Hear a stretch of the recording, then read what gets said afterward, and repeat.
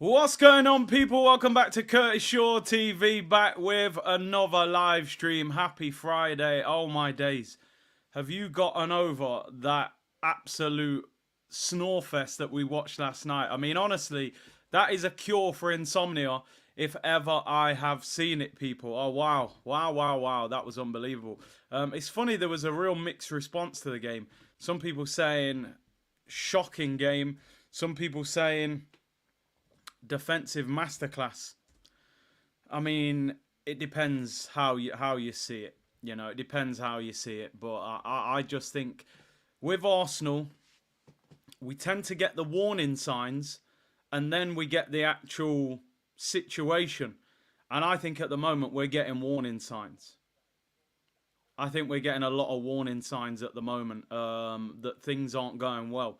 So, listen, in terms of results, it's not bad. Of course, one draw in the Prem, a few wins, and then a draw in the Champions League. But you can't play like that consistently and be successful over a long period of time. And like I said, drawing a game is one thing. But when you've just literally parked the bus, which we did. We didn't have a goal. We didn't have a shot on goal in the second half. Like, that is like Mourinho, Conte football, what a lot of fans criticise managers for. We're now getting it at Arsenal. Now, you can accept it if you win trophies. I'll take Arsenal playing like last night all season if we win the Premier League or we were to win the Champions League. I'll take that. I'll take that. But I don't think you win a Champions League or a Premier League playing like that. I just don't think you do. And listen, people were saying, well, City drew with Inter Milan, but let's speak facts. Inter Milan are champions of Italy, and Manchester City had multiple big chances in that game. We looked afraid to go at Atalanta. One win in our last 7 away games in Europe. Crazy, absolutely crazy. We are Brexit FC. We don't like Europe. I don't know what it is, but you know, Man City on Sunday. Let's see what happens. I think a lot of players are being called out individually, and I get that. But there's a collective problem. And I think if one player is playing badly, you can say it's down to him. If 4 or 5 players are playing badly, I think you have to look at the manager. You know, I think you have to look at the manager. And at the moment, nobody in Arsenal's attack is playing well. They're just not. And we need to know why. And our midfield, I mean, I said last night, picking between Partey and Jorginho is like asking if I can kick you in the face or punch you in the face. You know, you're going to be in pain either way, and it's going to be difficult. And that's what it's like with Partey and Jorginho. One free punch or one free kick. Either way, you're in big problems, you know. So, I don't know. It's going to be a long season. It's going to be a long season, but I hope we get it right. We clicked in January last year after Dubai and the Gold Stake. We need to click sooner than that because we've seen what it's like. If our attack is centred around Odegaard, we're in sincere trouble until he returns. I've seen people saying, you know, we can't replace Odegaard. Well, I'm not being funny. I'd have taken Danny Olmo. I'd have taken Xavi Simons. I'd have taken Eze. There were options to buy this summer. We sold Smith Rowe, loaned out Fabio and brought nobody in. Where was the planning?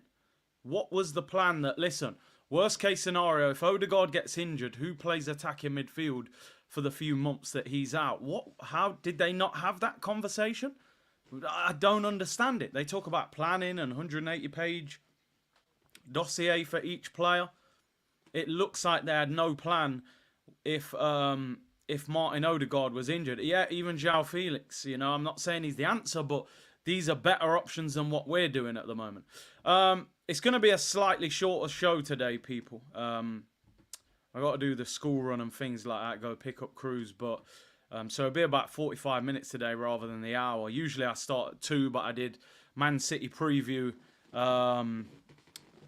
with Laurie and Turkish today, so yeah, it made me get back late for this show. Punch by Zhang or kick, yeah, exactly. You know what I mean? It's madness. Odegaard's a fantastic player. He's not a superstar. He's a very, very good player. He's our creative spark, and It's crazy that we've put ourselves in a position that we haven't got a replacement for him. And his stock's going to get higher. Sometimes you become a better player when you're not in the team. And I think that's what's happening to Odegaard now.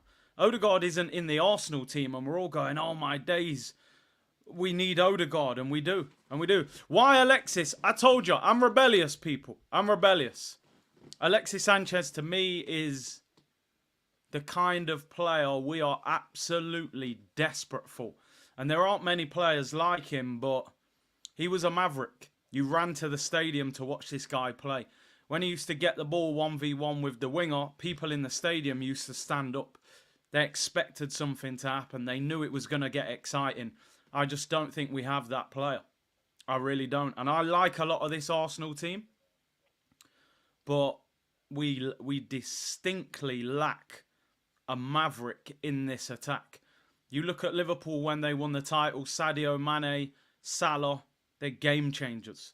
You look at Man City, De Bruyne, Haaland, they are game changers. We do not have that. We've had them, but we don't have that now. Whether it's Alexis, Aubameyang, Fabregas, Van Persie, Cazorla and Ozil were brilliant. We just don't have that. Arteta hates maverick players. Well, I don't know. He doesn't seem to target one, but maybe it's a financial issue. I don't know. So basically, half the show will quickly go over last night. The other half will focus on Sunday. And big up to David Raya, by the way, because without him, this would be Arsenal therapy, which is scary to think. Atalanta 0, Arsenal 0. Usually, after a watch-along, I'll watch the game back, or at least extended highlights. I'm sorry I didn't go anywhere near this game. So these player ratings, if you feel I've got any of them wrong, feel free to put it in the comments. I'm going to go off what I can remember. And it will be very similar to what we probably saw against Tottenham. Defence, quality, most of it. Attack, non-existent. So let's get through this. Stats, 6 shots, 2 on target, both in the first half. 1 was a free kick. From Saka, 8 for them, 2 on target. And honestly, people going, yeah, Europa League winners. They are, but they weren't very good. They were well organised. You expect that from an Italian team. They put crosses in. But let's just say it as it is, people. They had Zappacosta right wing back. Would any Arsenal fan want Zappacosta? They had Kolasinac left of a back 3. And I don't think we did anything against that guy the whole game. If I said to any Arsenal fan now, would you take Kolasinac back at Arsenal? The only way I'm taking him at Arsenal is security guard for the team as they get on the team bus. I ain't taking him back at Arsenal. We made him look like a beast last night. Shoulder barging Jesus to the floor. Nobody ran at him. Nobody got past him. Couldn't trouble him. Couldn't get away from him.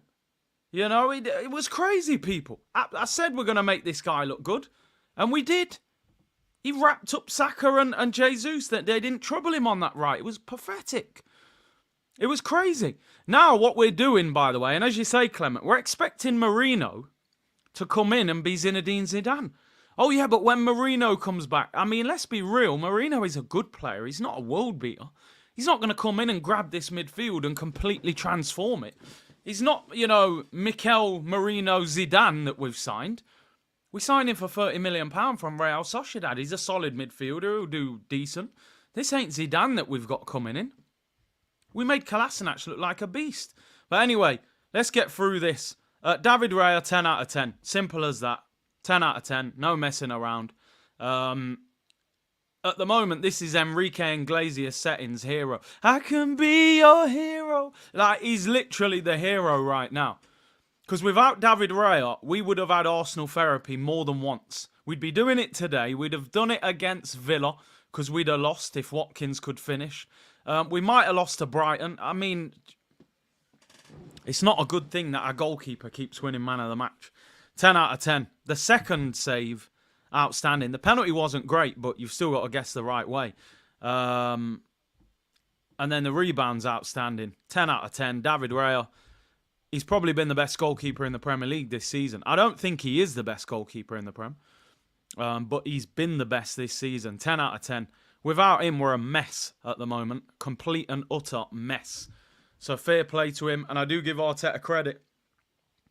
Ramsdale seems like a figment of our imagination now. Watched him play for Southampton the other day. Damn, it wasn't looking pretty. Let's go into the back four, people.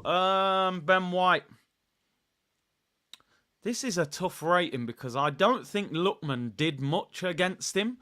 But I don't think Ben White played that well either. And I think Ben White, not everyone will agree with this, I think he's starting to go into a danger zone of pressure. I'm looking at Ben White thinking, I like the way Calafiori played yesterday.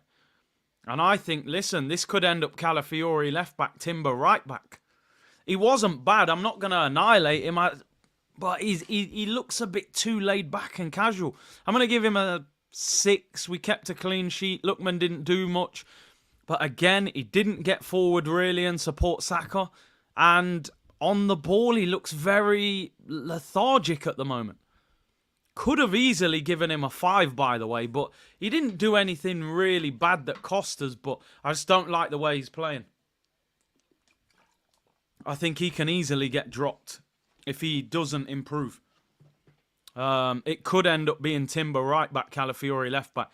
But we'll see. We'll see. I think I've been kind. Maybe he's carrying an injury. I don't know. Maybe too much suntan lotion. Let's go for Timber at left back. Timber was... I don't think he played as well as he did against Tottenham.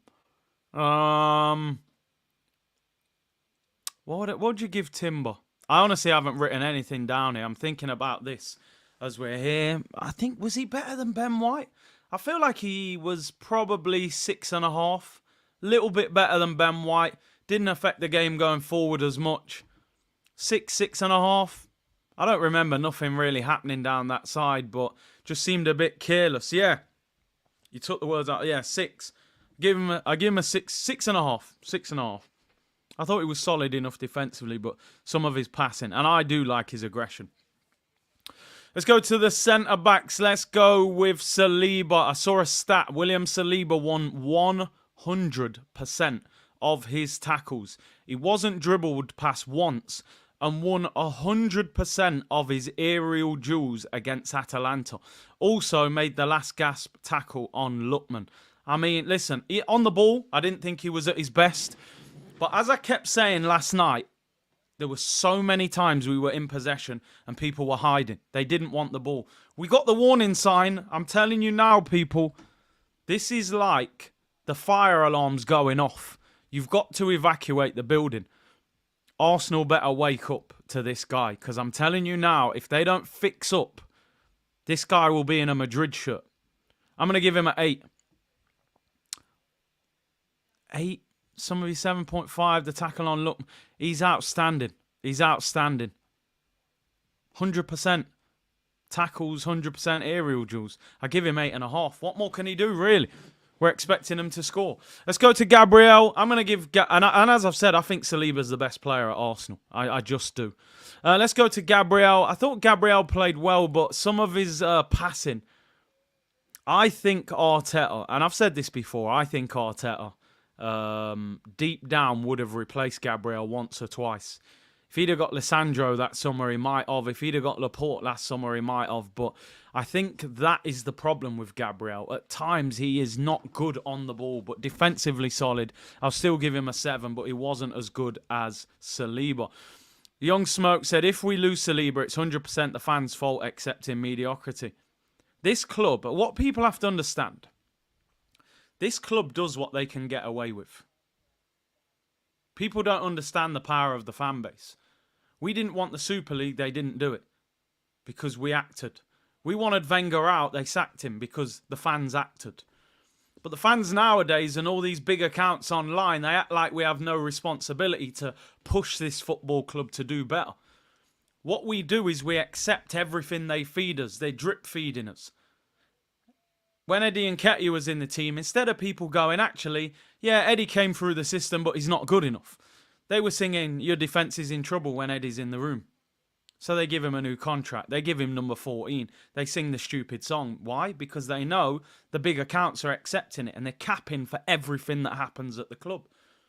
And that's the problem. This club knows they can get away with anything and the fan base will lap it up, so there's no accountability for them. If we sign a player and we're not happy with it, and we say, actually, I don't like that signing, or don't give him a new contract, you watch them change. But we don't. We think everything they do we have to agree with, and we don't. We don't. Let's go to the midfield. Let me take a sip.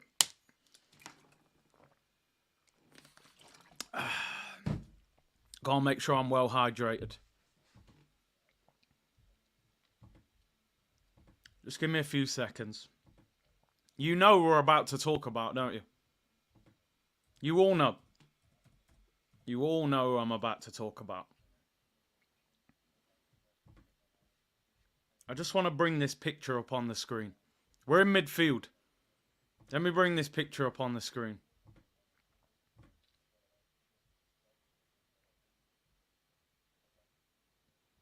I mean, when I was younger, I used to love it when Ronaldinho did no-look passes. Wow, look at Ronaldinho doing no-look passes. This brother is doing no-look defending. I thought we was in the circus. It's behind you. It's behind. Brother, the ball's behind you. What are you looking that way for? Draw up the retirement papers. People, I used to call this guy. I used to call him General Partey. Beast. He's now geriatric Partey. Slippers, Horlicks, a quilt, a fluffy pillow. Get him to bed. Pay up the contract. Get rid of him. Saudi in January. Book the flight. Book the flight. General Partey. Geriatric Partey. Book the flight. Get rid of him in January. Like genuinely, I'm no look defending. You ever seen this in your life? Gives away a penalty, gives the ball away, flicks the ball away. Honestly, mate, get book the flight. Fly Emirates, first class, get him there, safe and sound. Get him out. Washed up. Honestly, finished. Because they missed the penalty, out of sympathy, I'll give him a 2. 2 out of 10. Worst, I mean, he wears number 5. I can't even give him 2 out of 10. Sunday League defending for real, because at least Sunday League, they've probably been out the night before, drank about 5 drinks, they're steaming, or 10 drinks. Let me move on. Respect. 2 out of 10, by the way. Like I said, choosing between him and Jorginho, I don't know which one's worse, but he gets a 2 out of 10 just for tying his boots. Let me get that picture off the screen. From general to geriatric. That's where we're at with him. I mean, wow, look at the midfield yesterday. The midfield. I mean, Declan Rice. Declan Rice. I like Deckers and I do feel sorry for him. I said, Habibi, come to Saudi. I'm telling you. Get him to Saudi, bro. Get him there ASAP. Oh, my days. Get him out of here. He made Jorginho look like Pirlo. Like, when he was coming on, I thought Pirlo was coming on. Declan Rice. I've got an idea. Second best number 6 in the Premier League last season. Let's put him left 8. See how that works out. Okay, it's not working. That's not surprising, is it? That's not... Anyone else surprised with that? Declan Rice. Declan Couscous. Declan Rice pudding. It's all over the place. Like, honestly. Overcooked rice. Microwave. That it's jerk rice. Like, the idea's right, but it just don't work. You know, Jamie Oliver tried to, you know, take advantage of the culture and made jerk rice. And everyone was like, bro, what are you doing? That's what this is. This is jerk rice. The idea, in theory, looks good. Oh, we'll play rice in the 8. But the reality is very much different. 5 out of 10. That's microwave rice. It's not real. Gunga beans rice. I don't know what it is, bro, but it ain't proper. It ain't proper, whatever it is. Second best 6 in the league. Probably not even a top 10, number 8 in the league. Make it make sense. £105 million we're playing him out of position. Absolutely wild. 5 out of 10. Kai Havertz. Honestly, and some of you might not agree with this. He played in midfield, so I give him a bit of a tweet. A tweet? A bly. Somebody put tweet. I was reading someone tweeted. Partey running back on counters, and it's Robbie up the steps in Philly. Robbie probably runs quicker than Partey. Havertz, for me, I'm sorry. And you won't all agree with this. Because there are stats that defend him up front that say up front he is causing problems. I'm still not in the category of saying that this signing has been a success. I'm sorry. I'm still looking at Havertz like, I wouldn't have signed you. If you said to me right now, you can have your £65 million back and Havertz goes back to Chelsea, or you keep him, I'm taking the money back. I'm taking the money back and saying, nah, you know what? You had a good run up front, but it's not the answer. I'm still not convinced by Kai Havertz as an Arsenal player. I'm really not. In midfield, he's awful. Up front, he's okay, but doesn't look dangerous enough in the bigger games. That's where I'm at with Havertz. If you said to me, now, I'll give you your money back, I'm taking my money back. Simple as that. Never wanted Havertz at Arsenal. Did we keep the receipt? Bro, I wish we did. See, he invades space. Yeah, he's very good at that. Very good at that. Does anybody really look at Havertz and think he can win us the title up front? Because I don't. I really don't. And I don't see how you could. I don't see enough. I give him... I don't even know what he did yesterday. Honestly. I can't... I give him a 5 out of sympathy. I'd use the Havertz money towards Gyokeres, 100%. Havertz is this fan base favourite player. I mean, they're calling him King Kai and things like that. I know they're just trying to boost his confidence, but come on. He's not good enough. He's not good enough. Let's go to the front three. I mean, oh my days. Who was the worst out of the front three? Let's start with Saka, Starboy Saka. The reason I've got Alexis Sanchez on the screen today is because we need a maverick. We need a match winner. We need somebody that grabs games by the scruff of the neck and said, listen, even though we're not playing well, I'm that guy. Give me the ball. I'll solve these problems. If you want to be that guy, Saka, if you are the real star boy, I need you to start performing even when Arsenal are not playing well. He is too much a part of the system. When the system does not operate, Saka does not operate. And that is the problem for me. I've seen Arsenal play poor so many times. Alexis wins you a game. Aubameyang wins you a game. Van Persie wins you a game. Saka is the epitome of academy system footballer. Very good player, puts up very good numbers. There's not enough. Give me the ball, I'm going to win this for us about him, unfortunately. Didn't do anything against Kolasinac. Not anything. Not nothing. It's too predictable. We need to, I told you, take him to the streets. Get him in inner city London where you got to nutmeg people and things like that. I'll give him... what did I give him? 5. Again, 4.5, 5. You're at 4.5. You're up against Kolasinac. You didn't lay a glove on him, bro. Gabriel Jesus. Do I go for... I'm going full screen. Oh, dear Gabriel Jesus. There's an interview saying he doesn't score goals. Turns up with Kane Rose because Sterling's influenced him. Then he goes up front. He can't hold the ball up. It's bouncing off him like a trampoline. It's locked down Lacazette with cheekbones. I mean... Oh, God. Sell him. Sell him in the summer, please. Honestly. Jesus. And I like Jesus as a footballer, but no.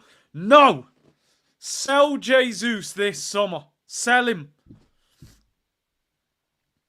I do not want a striker that says he doesn't score goals. You know, I don't call a plumber. If the plumber turns up and he said, I don't really like water, I say, well, you got a problem, mate, because my kitchen's flooded. Do you know? No, sell him. Sell him, sell him, sell him. Pep hustled the living daylights out of us by selling us Zinchenko and Jesus. We thought we'd done a number on him. He's robbed us in broad daylight. Absolutely stuck us up.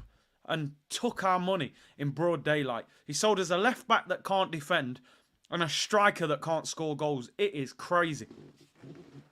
Oh my days. Jesus was, he was bad yesterday. I give him a 4. Dear me. Captain, the armband's become an absolute joke at Arsenal, by the way.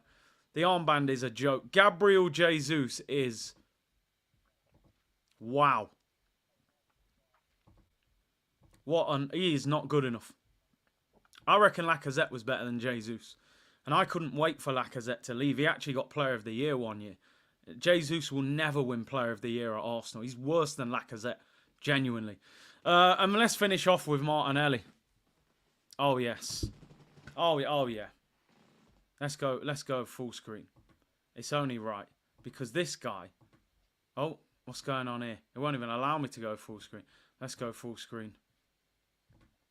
I tried. I really tried. You guys know, for the last 3 or 4 games, I've been capping and capping and capping for that boy, Gabriel Martinelli. As I said on the fan cam yesterday, that's Ricky Martinelli. That is Ricky Martinelli, people. I'm telling you. Oh, side inside out. She's living la vida loca. She'll push and pull. I mean, honestly, he might as well just become a salsa dancer or something at this point. 1-on-1 with the keeper puts it over. They're calling him Martin Smelly. I mean, the regression is unbelievable, what we're seeing from this guy. I thought we had a superstar in our hands. That's Ricky Martinelli left wing at the moment. Dribbling La Vida Loca. I said he's putting his shots all over. Is he finished? I don't want to completely write him off, but you've got to bench him. You've got to bench him. Something's not right. He's stinking out the place. In terms of the bench, Trossard, Jorginho, Sterling, hardly any of them, and Calafiori. Calafiori looked decent when he came on. To be honest, I just want to end the talk of that game. It was so bad, so boring, so lackluster. I've had enough. I've had enough. It's done. It's 90 minutes we won't get back. They've robbed us of our time. And let me tell you something just finally, right? It's all right saying that we defended well, this 7 games, blah, blah, blah. Our attack looks horrific at the moment. Our midfield looks horrific. You can't just turn it on and off. You've got to actually find a way to get that attack playing. We can't defend our way through every game. As I said, people, I'm not happy with Martinelli. I will give him 1 more season. And I will give him 1 more season just because we gave Xhaka 5 seasons. And what did he do for 5 seasons? We accept junk out of Liverpool's rubbish bin, like Jorginho, like Havertz, like Peter Cech, and welcome them as our own. So I'm going to give Martinelli 1 season. It doesn't mean I'm going to have meltdowns. I will have meltdowns about his performances. But I'll give him 1 season. I thought Arteta was amazing with wingers. That's what they said. He transformed Sterling and Sané, apparently. Needs to do his coaching with Martinelli. Will said, do you think Peter Crouch would start for us? All Havertz is there for his aerial battles. Shove Crouchy up there, mate. Now, Havertz probably better, but Crouchy was good in the air. I'm disappointed. Where's the Fiji water? I know, man. No Fiji today. Big up Jitesh. Joba said, Big C, the reality is we have a big midfield problem. The only decent options we have are Odegaard, Rice and Marino, and 2 of them are injured. We must buy. It's funny that because we just had 10 weeks to buy.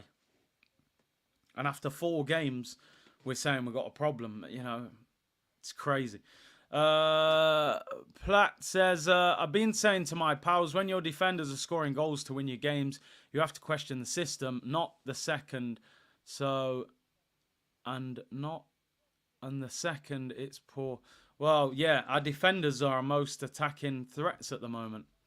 Fitz said all the players are going backwards. He's down to the coaching. Arteta is the problem. Big up Fitz. And Troy, member for 8 months, Arteta held City back. When he left, they improved. Wow, I mean, yeah, they won the treble when they got him out of there. So maybe he was holding them back. Let's focus now on the weekend. Atalanta was a disaster. When you think, not a disaster, no, I take that back. The performance was a disaster. A draw is not a disaster, but the thing is, we've now got to beat teams like Inter and PSG, you know, who you would expect to be better than Atalanta. I looked at Atalanta last night like they were there to be beaten. Forget the fact they won the Europa League. I didn't think they were that good yesterday. They were organised, but they were nothing special. And we made them, you know, we made ourselves look worse, which was disappointing. And by the way, the Sun yesterday, Kevin De Bruyne likely to be out. Pep Guardiola, just been quoted in his press conference. When asked about Kevin De Bruyne, he said, he feels a little bit better today. Tomorrow we will train and we will see. He could be involved. Yeah. What did I say yesterday, people? Don't get carried away about that article because the guy said De Bruyne's set to miss the Arsenal game. I said that word set takes everything out the window. That means there's a possibility he plays. Pep now saying he's expected to train tomorrow. He'll start on Sunday. He will start on Sunday. So De Bruyne being out goes out the window real quick. They'll be at full strength. They'll be at full strength, which we don't need that. I'm nervous about this weekend. I'm going to be honest. I am nervous about this weekend. Let's get into the pre-match press conference. If he waffles, I'm skipping it. Apparently they flew back last night. Look at his face. That looks like a man that needs help. He's thinking, somebody give me a plan of how to beat Pep Guardiola's Man City at the Etihad. We got 4 points off them last year, but that game at the Etihad always seems to be his kryptonite. Let's skip through it and hear the waffle. On the mood upon returning to England, he said, very good. We played 2 competitive matches. On keeping 2 clean sheets. Yes, we played against 2. On switching attention to Sunday. Not really any fresh injuries. Straight after Atalanta, we need to recover. Sleep well, eat well. Any update regarding Odegaard? We need to see the development in the next week or so. Yeah, he doesn't want to tell us. On Man City's extra day of recovery, we wanted the same, but we're not getting it. How busy this week has been from a coach's perspective. We've been preparing for this since pre-season. Rubbish questions. On the potential absence of De Bruyne, they have the option if he doesn't play of Gundogan, Bernardo, Phil Foden and Kovacic. They're all world class. On our incredible away record in 2024, a really competitive one, we go to them as the champions, a team that I think in Premier League history have been the most consistent ever. On our 3,000 supporters travelling to Manchester after away games at Tottenham and Atalanta, he said, it's great. It's great to give back. Give them their money back for that trip to Atalanta. That's what they should do. I'd have been fuming if I'd gone to that game and saw that performance. How busy a period the Champions League, Premier League and Carabao Cup? What a pointless question. On our women's team beginning their season at the Emirates, he said, very excited. On the Emirates Stadium being the home for the women's team going forward, he said, it's great. It's another great step. And that there is probably the shortest, worst press conference in the history of Arsenal Football Club. Personally, I'm glad it's over. Imagine they finish with the question. They didn't. Hold on a minute. Like, they hardly asked him anything about the game. Like, we're playing Manchester City, bro. We're playing Manchester City in one of the biggest games of the season. And you've hardly asked him a question about the game. Any update on Odegaard? What's the mood since returning to England? What's it been like from a coach's perspective this week? How about the 3,000 fans travelling to Manchester? What about the Emirates being the home for the women? Absolute waste of time. These guys go to university to ask those questions. You know? I haven't been university. I'm not a journalist. When I'm in them press conferences, you know, I'm trying a thing, to be honest. But those questions, jeez. He obviously wasn't in the mood to talk. That is the shortest pre-match press conference that I have seen from him. Right, final thing that we're going to do. What team do we play on Sunday? Because I think we've got to change something. Something has to be... I think he'll probably set up a very similar way. I think we'll go there and really try and defend and be stubborn. 27% possession last season. We did have a big chance at the end of the game. Trossard to Martinelli, we could have won the game. How do you set up? Do we change anything? All right, let's just get this done. I should have written this before we even started because we know what the back four is going to be anyway. Back four will be unchanged. The back four won't change. Even though I think Ben White has been a little bit... It's not enough to warrant dropping him. The midfield could...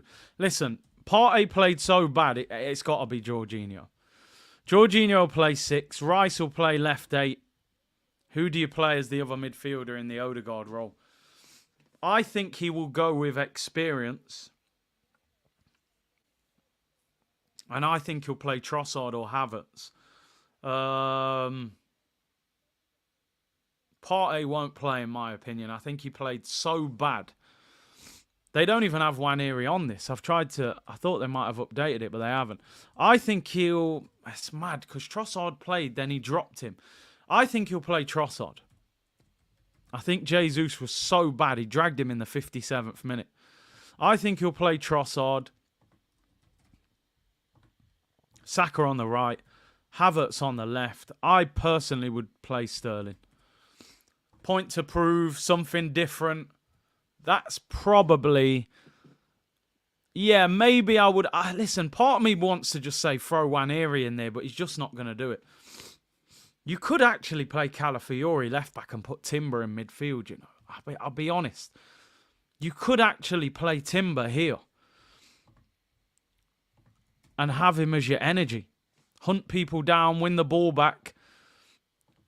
And you could put Calafiori here. If you wanted to do something different. You know that Pep likes to do it. You could do that. Because how bad at the moment Jorginho and Partey are playing. But I just think he's very cautious, Arteta. And I just don't think he'll do it in a game like this. He likes Jorginho. Gives him the armband. Talks him up all the time. I just don't think he'll do it. But if he wanted to throw a wild card at Pep, then maybe. Would you guys do anything? Like Elliot says, listen, Arsenal play Bolton Carabao Cup on Wednesday. Nwaneri will start that game. He will not start this game. Man's stealing my ideas. Hey, relax on yourself, man. We're a community, man. Together. Togetherness, you know. Together, everyone achieves more. Peter said, I'd actually prefer Timber as an 8, Rice as a 6.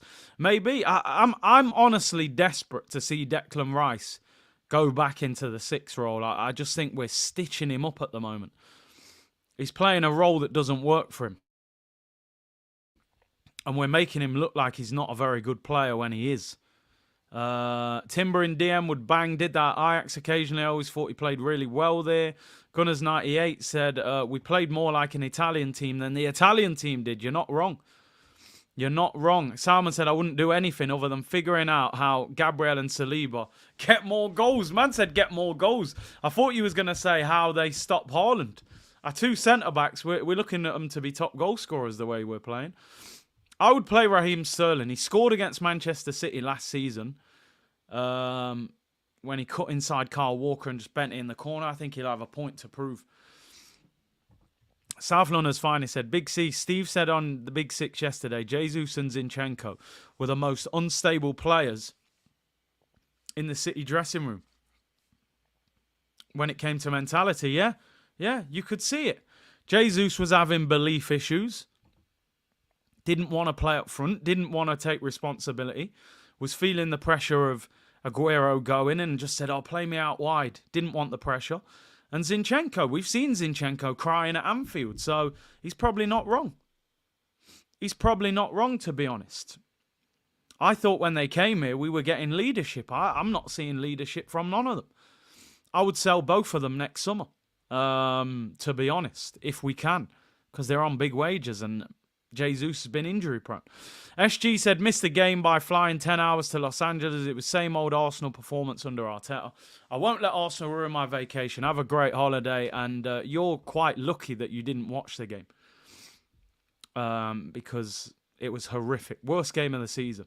Blood Type, new member. Big up yourself, bro. Blood Type Arsenal. Appreciate that. Jasmine, Martinelli, no goals in 18 games. Trossard, 10 in 18. When I saw that he hasn't scored for 18 games, Martinelli, I could not believe that. There's no way on earth he should be starting this game on Sunday. He doesn't deserve to. Chaitanya said, Sean Dyche ball versus City set piece FC. The game is going to be very intriguing. Brett said Zinchenko has that little brother mentality. Yeah, what the leadership I was hoping for, I just haven't seen it. Raheem Sterling for me has to play on the left. Not because I think he's a world beater, because I don't. Because Martinelli does not deserve to start. And Trossard, even though those numbers are good that he's produced, he just hasn't looked good playing off the left. Elliot said, Yamin waffle, sipping syrup, defense is our attack. Without Odegaard back as we hear that Coman music. Mickey Roast, the boss. Peter said, missing Odegaard only showed how unprepared we are for this scenario. We have midfielders, but none fit into our game plan. I mean, is it unreasonable? I don't expect Arsenal to have 22 top quality players. The reality is sometimes somebody's going to come out the team and the replacement isn't as good. Right? But you expect a sufficient replacement in all 11 of those positions on the football pitch. Odegaard is a vital player. He's a player that's often targeted because he gets on the ball, he dribbles, he passes. He's not a powerhouse. There was always a chance that at some stage, Odegaard might get injured or something might happen to him. I would just love to know who was supposed to be the replacement. When we seen Edu with that whiteboard and all the players written on it, who was the backup option to Martin Odegaard? And if you didn't have one, why did you not sign somebody? Why let Smith Rowe and Fabio go and not bring anybody in? The Champions League is bigger this year. More games. We've just had a Euros. We've just had a Copa America. Fatigue, all of that is going to cause problems. More international breaks. We actually needed a bigger and better squad. We've made our squad smaller. It makes no sense. It makes no sense. Who is the backup plan for Odegaard? Nobody. Waneri, and we're not playing him, so crazy. Absolute. Havertz was Odegaard's backup, and that ain't going to work. We've seen that. So January, they better do something. But the problem is, by January, Odegaard will be back, he'll be fit, and they'll forget about it, and we'll ignore the window. Guna Carlos said, let's be honest, guys, this is the most obvious 0-0. I'm not sure, you know. From an Arsenal point of view, 0-0. From a Man City point of view, I would say no. I don't think Pep at home against Arteta and Arsenal will be sitting there going 0-0. Not this year. I think they will want to beat us. They will want to beat us. I think they'll go for us, especially if De Bruyne's available. Aiden said, Waneri, sink or swim, get him in attacking mid. Imagine starting Waneri and he caused Rodri all sorts of problems. All of a sudden, overnight, he explodes. He becomes that guy. You're starting him every week. He's the next youngster that we've let loose. We haven't really done it for a while. Footy Chat said, birthday's on Sunday. If we lose, party lock off. Listen, book the party. Go out regardless. I say it all the time, people. Don't let Arsenal ruin your mood because, you know, they'll do it a lot if you allow them to, unfortunately.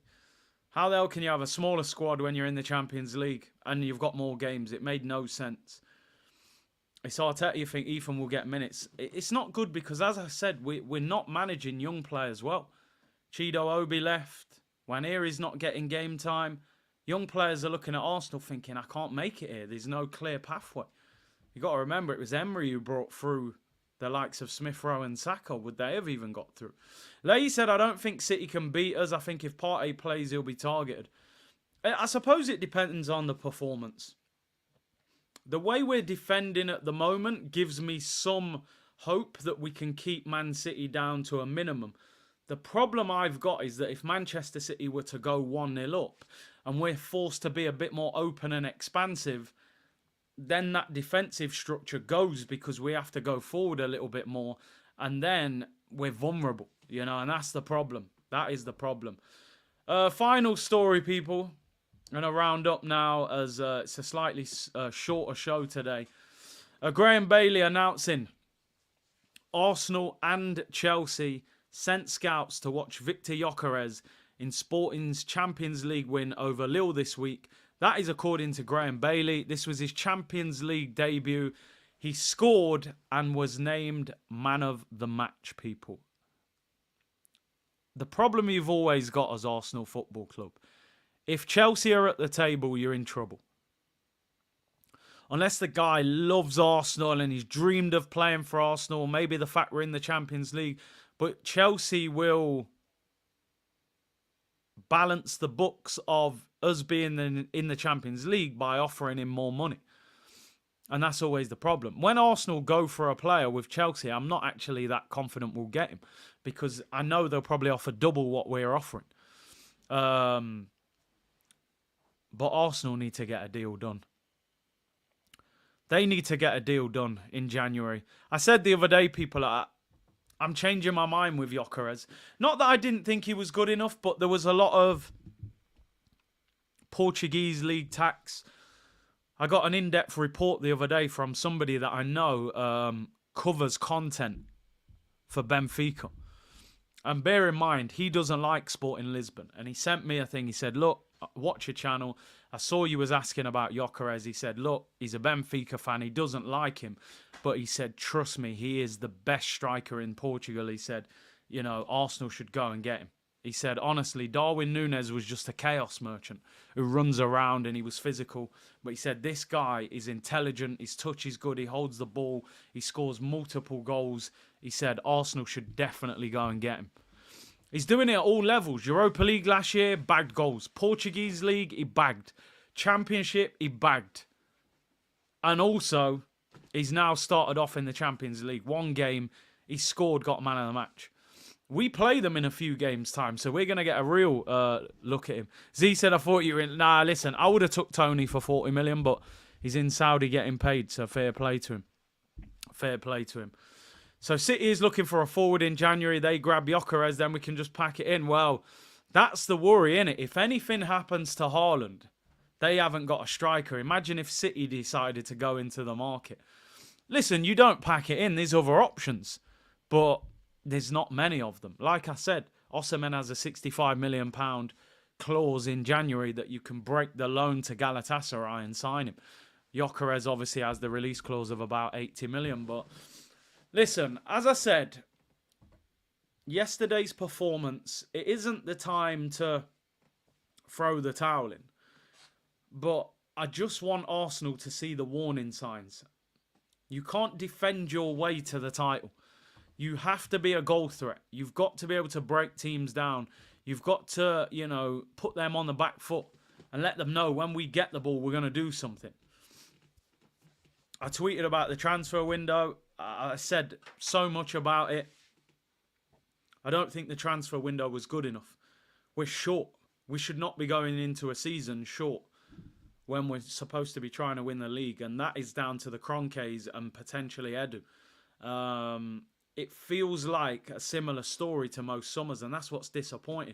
You shouldn't be 5 years into a process and then saying, but we haven't got enough in attacking midfield. We haven't got enough up front.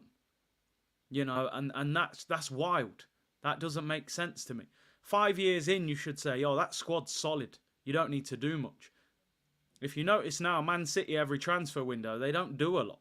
Get a couple of players in, get a couple of players out. Why? Because the basis of that squad is built. Look at Liverpool when they were having success under Klopp. You didn't see multiple changes each summer. You got to a point you knew what the Liverpool team was going to be. For a few years. You know, Firmino, Salah, Mane, and it was Wijnaldum, Henderson, Fabinho, you know, and it was Robertson and Trent and Van Dijk and Alisson, and that was it. You knew, with Arsenal, you're still sitting here going, boy, if he gets injured, who comes in and who's going to score enough goals? And Arteta said we're going to spread the goals around the team, but Odegaard is injured.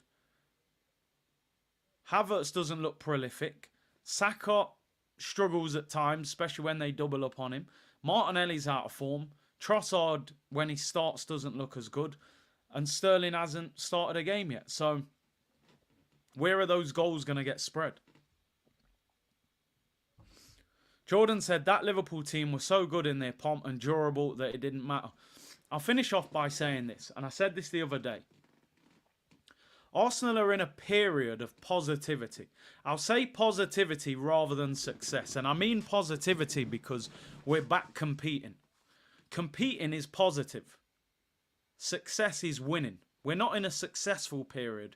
We're in a positive period from where we were maybe 3, 4, 5 years ago, right?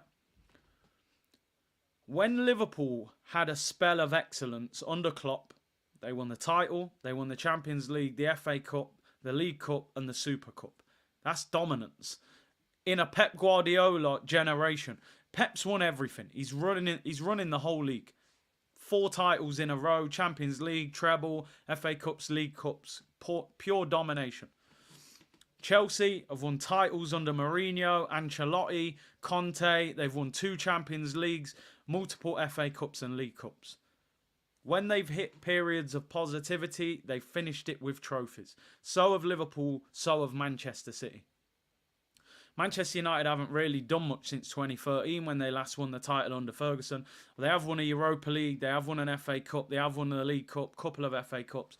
And this is a very poor Manchester United team. We still never even won the Europa League when we was in it.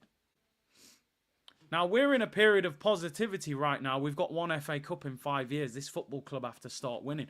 Because as much as we're trying to build, it only takes a Saliba to drop out and go to Madrid. Then the whole thing starts unravelling. Somebody else looks at that, thinks, you know what, we weren't winning anyway. Now we've lost Saliba. I think I might go somewhere else. Then another one goes. You're trying to replace him.